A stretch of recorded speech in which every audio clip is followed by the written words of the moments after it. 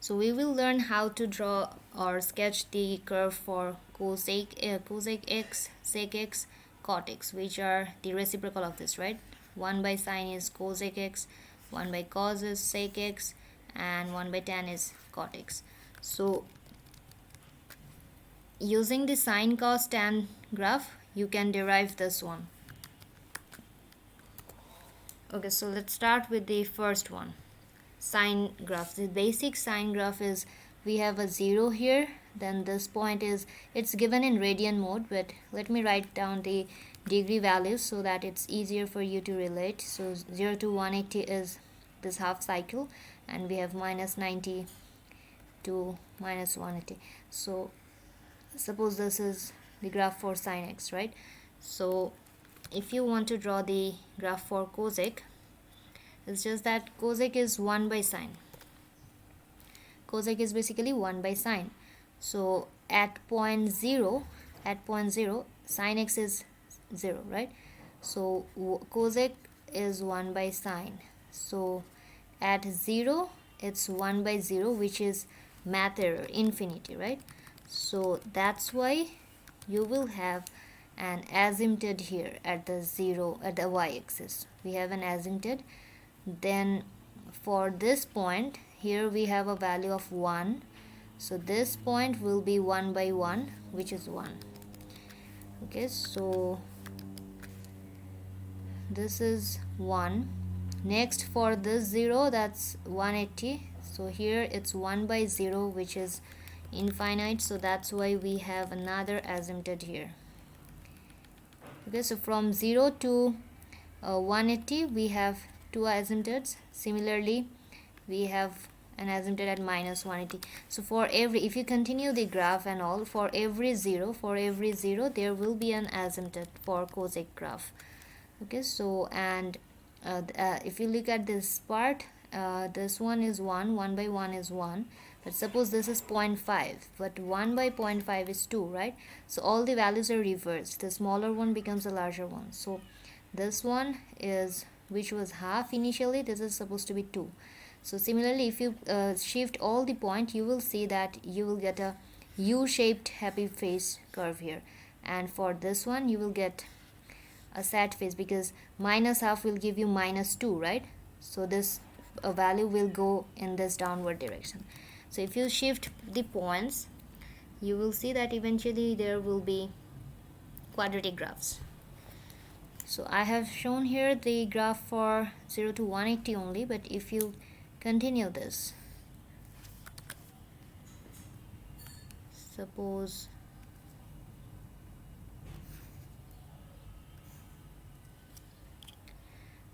if you draw the sketch for 0 to 360, okay, or wait, we have y-axis here, so 0 to 360 at the right side, 0 to minus 360 at the left side. So the cosec graph, for the cosec one, you will have an asymptote here, you will have an asymptote here, you will have an asymptote here. Similarly, for this point, you have asymptote here, asymptote here. So this part will be a happy face with its minimum point at 1. This one will have a sad face with a maximum point at minus 1. For this part, we have a U shape here. For this one, we have a sad face. So it doesn't matter what the range are, if it continues like this, you go on with the cycle. Just learn the pattern for one cycle. Suppose 0 to 360. 0 to 360, we have a happy face here, we have a sad face here, right? So you just continue. For the next cycle, we have happy face, sad face. So with increasing values of theta or the angle, you can increase the cycles, right? So that's it. So we have learned how to find the how to sketch the graph for cosec x. So I will discuss from minus 180 to plus 180. I guess if you are good with half the one cycle or one portion, you can just repeat it on right side or both side, depending on the range the question gives you. Okay, so for the second one, it's cosx. So it's similar to this. So sec is basically 1 by cos. So this point 0 will have an asymptote, right? So you have an asymptote here at x equals to pi by 2, which is 90. and we have an asymptote here. This is the basic graph of cos, right? It's 90, then you have 180 here, so 90, you have minus 180 here, so from 180 to minus 180 the graph looks like this. So 90 and minus 90 will have asymptotes, so we have two asymptotes here. This curve will have a U-shaped, and this one will go like this, parallel to the asymptotes. And for if you continue this one, you will get a complete sad face here. If you continue this one, we have a 0 here, so eventually there will be an asymptote at the left side. Then we have 270, like the graph is like this, right? So at 270 you will get another asymptote. So sad phase on both the sides. So this is the sketch for secx. Next we need to learn for tanx. So if we analyze the basic graph for tanx, we have 0 here, and this is the cycle for tanx. It looks like x cube, right? The basic x cube graph. So at 90 and at minus 90 we have asymptotes, right? So it cannot touch your graph. The graph need to go parallel with the asymptotes. So at 90 degree we have an asymptote, at minus 90 degree we have another asymptote. Similarly, with an interval of 180, you will keep on having asymptotes. Like if you continue this is 90, this is 180. If you continue this, at 270 you have an asymptote. Then at 360 it is going to touch at x-axis.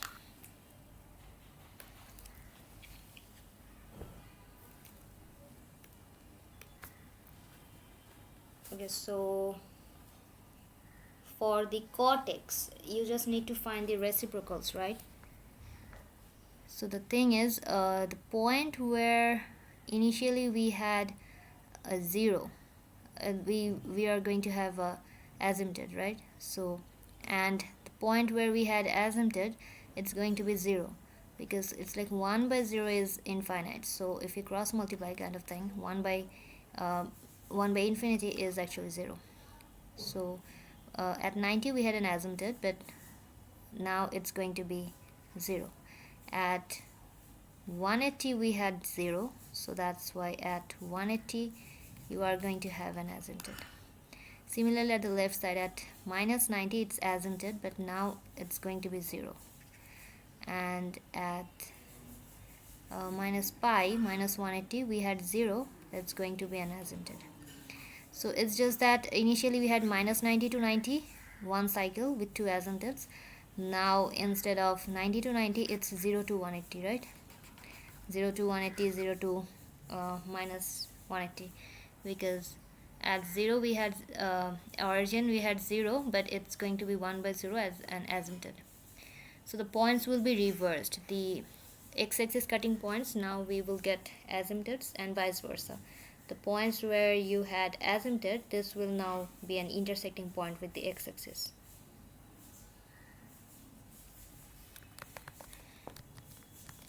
And what about the curve? The curve actually looks like this, 0 to 180, like this. So it's just going to just change the position like this, because the values are different. It's 2, but now it's half. At the minus 2, it's going to be minus half, right? So that's why the shapes will be like this. So this is the sketch for cotx, which is a reciprocal of tanx.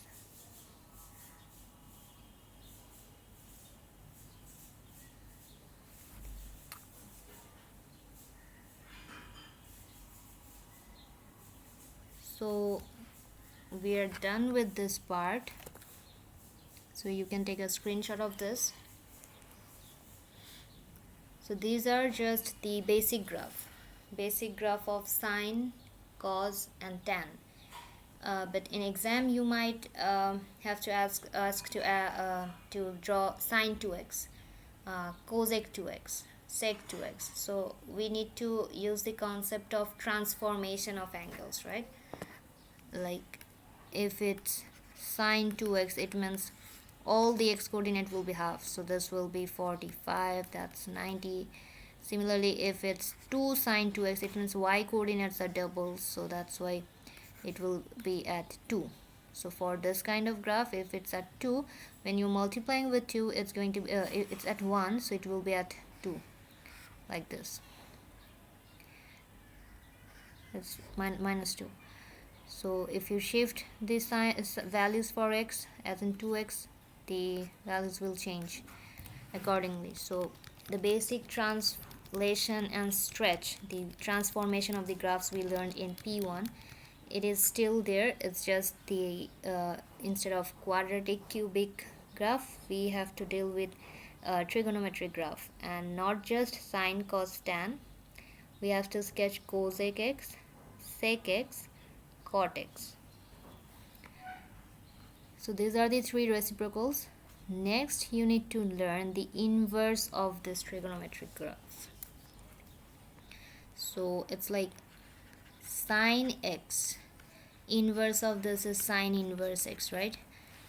So instead of writing sine inverse, we can also call them arc sine x. It's like if you have arc sine 0.5, it just means that sine inverse of 0.5, which is 30 degree. So arc sine basically means the inverse of sine. That's it. So you need to learn the sketch of the inverse function of this trigonometric graph. For sine, it's arc sine, then arccos, then for tan, it's arctan. So you need to learn all the three sketch. So if you remember that in any inverse graph, they are just for the original and inverse function, they are basically reflection about the y equals x line, right? So for any graph, you can just draw the y equals x line and reflect that to get the arc sine, arccos, arctan. Like you can memorize this graph, but I'm discussing the derivation of this graph so that you can just draw from the original curves. Like you know sin x, so you can draw arc sine, you can draw cosec, you know cos, so you can draw cosec, sec and arccos, as in the reciprocals and the inverse. So the reciprocal one is here and the inverse one is here. So this red line actually indicates the sin x, right? This is 180 minus 180, 90. So we will just transfer for minus 90 to plus 90. Okay, so if we sketch y equals to x line, this is the line.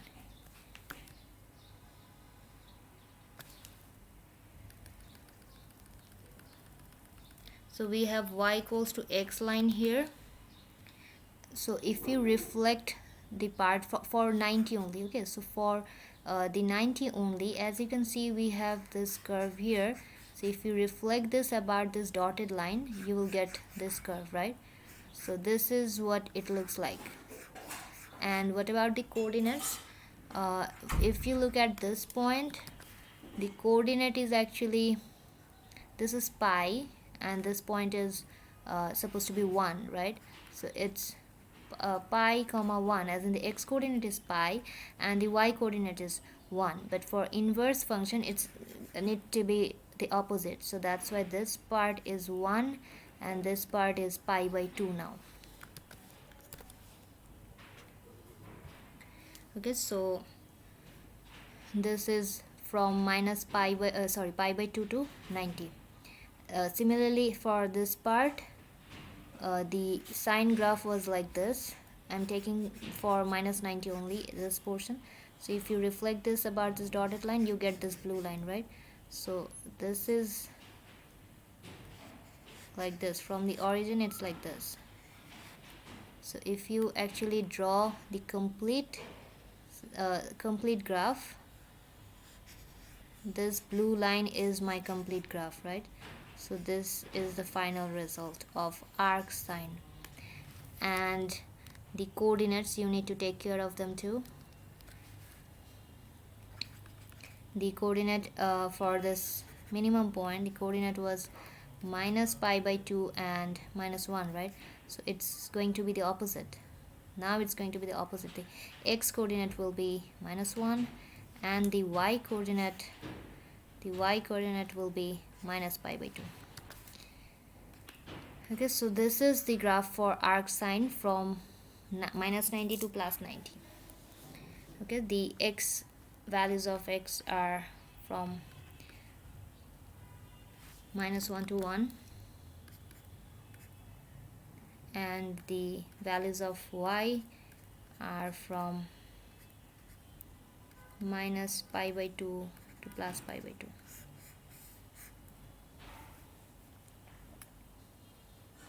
Okay, so we are done with this part. Next we have arccos, so which is the inverse of cos graph, right? So if I draw the basic graph for cosx, it is going to be look like this. Okay, so I'm just taking the part for minus 90 to plus 90. Okay, so my minus 90 plus 90 is here, minus 90 is here. So we need the sketch for y equals x, right? So if you just draw the line for y equals to x, that's how it looks like, right? So if you just reflect them, the red curve is the original sinx, cosx, right? So this is going to be like this. So this point was supposed to be at 1, right? This was at 1. You do not need to write pi in y-axis, just use 1 here because the maximum point. So this, when you reflect this one, you will get this line where we have a y coordinate here, and this red part, when you reflect it, this is the graph. So overall, when you shift this graph as in reflect about y equals to x, this is how it will look like. And what about this point? This was supposed to be at pi by 2 minus 1. So now for inverse function, it is going to be the reversed one, right? So it's minus 1, the x coordinate is minus 1 now, and the y coordinate is, wait, that's pi, sorry, that's pi minus 1, 180. For cos it's 90 and 180, right? The basic cos graph, 90 and 180. So the maximum point is at 180, so pi minus 1, so this is going to be minus 1 and pi. So you do not need to mention each and every single points, you just mention the maximum and the cutting point. That's it, maximum, minimum and the cutting point. So if you just shift this thing, the final graph is like this. Final graph of arccos looks like this. And if you want to talk about the range and domain, the graph is between minus 1 to 1, that's the x domain, and for y it's pi to minus pi.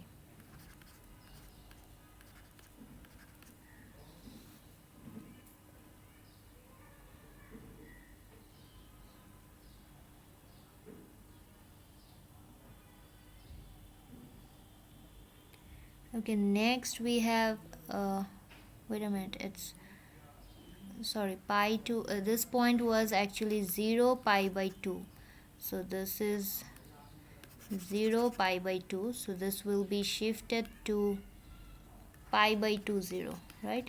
Pi by 2 0. So the highest point is pi and the lowest point is 0, so y is between 0 to pi, and x is between minus 1 and 1.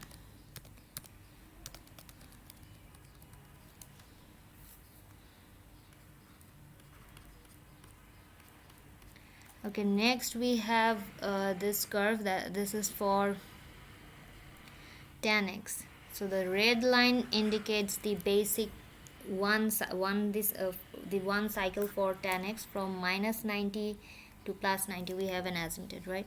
So if we draw the y equals to x line from this middle, the center, from the origin, then you just need to reflect it, that's it. So if you shift this part, it's going to be look like this, right? Then if you reflect this about this line, it is going to be look like this. So eventually it's the final curve. So if I separate this, this is the arctanx graph. So initially the asymptotes were vertical because x equals pi by 2, x equals minus pi by 2, but since we are drawing the inverse curve, so it has to be y equals pi by 2, right? So the asymptotes are shifted horizontally, so it's pi by 2, but y equals pi by 2, y equals minus pi by 2.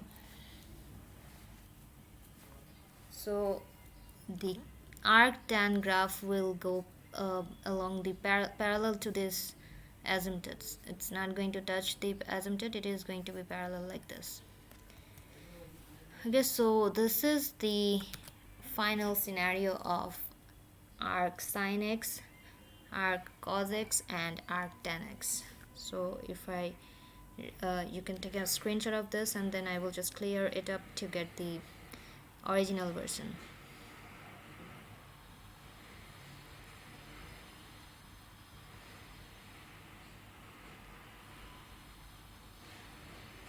So this is the final result.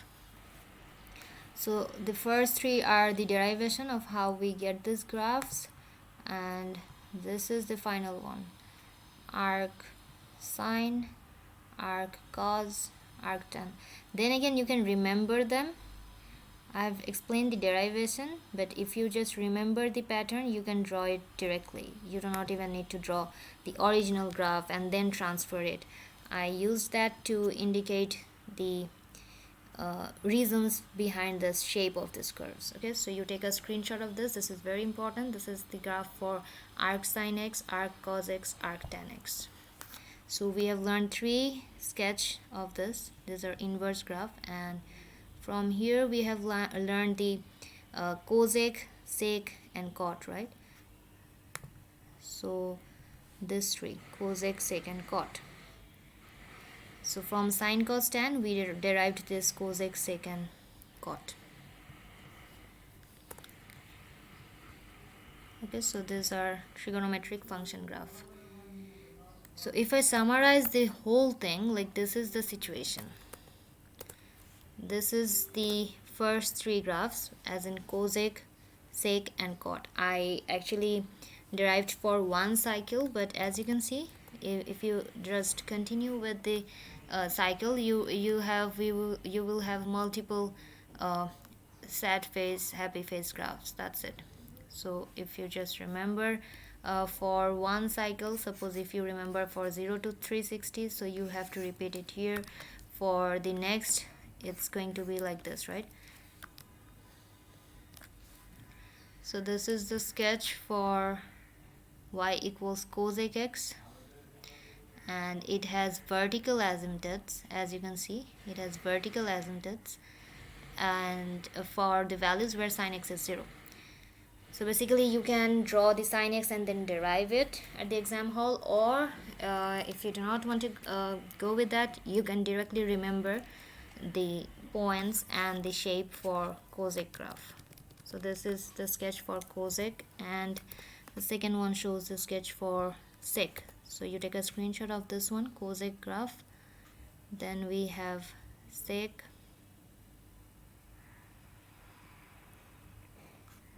and the last one we have tan, sorry, cot 1 by tan. Okay, so this shows the degree and the radian, both the degree and the radian. I prefer learning the degree thing, then I can actually convert the angles, right? So these are the three trigonometric graphs for the reciprocals, and these three are the cosec, sorry, arc sine, arc cos, arc tan. So you take a screenshot of this. This is the summary of today's lecture. Okay, so the first one says that the inverse function of sin x is called arc sine. The domain of arc sine is from -1 to 1, as in this one, -1 to 1, like this. Okay, then the range is from pi by 2 to minus pi by 2. For arccos is the inverse graph of cosx.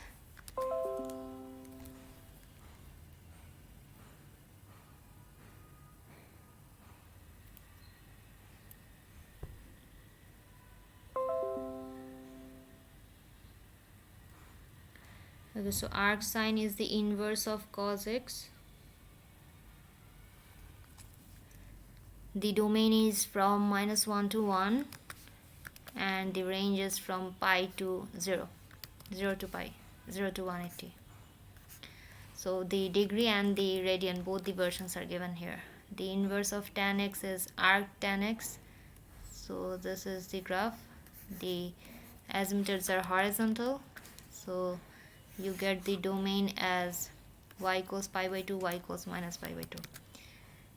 And for the the range is from minus pi by 2 to plus pi by 2, but the domain, which is the values of x, as you can see, there is no limitation. It goes like this, it goes like this.